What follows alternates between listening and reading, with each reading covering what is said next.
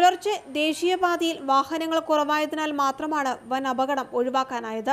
റോഡിനോട് ചേർന്നുള്ള വീടിനും കടകൾക്കും ATM കെട്ടിടത്തിനും മരം വീണ് സാരമായ തകരാറുകൾ സംഭവിച്ചിട്ടുണ്ട്. വീടിന്റെ മേൽക്കൂരയും ചുമരുകളും തകർന്നു.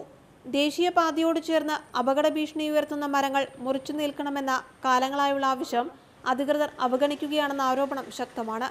മഴക്കാലം ആരംഭിക്കുന്നതോടെ അപകട സാധ്യത കണക്കിലെടുത്ത് അടിയന്തര നടപടികൾ സ്വീകരിക്കണമെന്നാണ് ജനങ്ങളുടെ ആവശ്യം. സോഷ്യൽ ഫോറസ്ട്രി ഡിപ്പാർട്ട്മെന്റ് അടിയന്തരമായി ഈ വിഷയത്തിൽ കാലവർഷം ശക്തിയാകുന്നതിന് മുൻപ് തന്നെ ഇടപെടുകയും ഇതുപോലെയുള്ള സമാനമായ സാഹചര്യത്തിൽ നിൽക്കുന്ന മുഴുവൻ അപകടകരമായ മരങ്ങൾ മുറിച്ചു മാറ്റാനുള്ള നടപടികൾ ഉണ്ടാകണം എന്നാണ്. മരം വീണതിനെ തുടർന്ന് രാവിലെ മുതൽ വൈറ്റില, മരട്, കുണ്ടന്നൂർ, തൃപ്പൂണിത്തുറ റോഡുകളിൽ ഗതാഗതക്കുരുക്ക് രൂക്ഷമാണ്. ഫയർഫോഴ്സും പോലീസും നാട്ടുകാരും ചേർന്ന് മരം മുറിച്ചു മാറ്റുന്നതിനുള്ള നടപടികൾ തുടരുന്നുണ്ടെങ്കിലും മരം പൂർണ്ണമായും നീക്കം ചെയ്യാൻ മണിക്കൂറുകൾ വേണ്ടിവരും. മാതൃഭൂമി ന്യൂസ്, കൊച്ചി.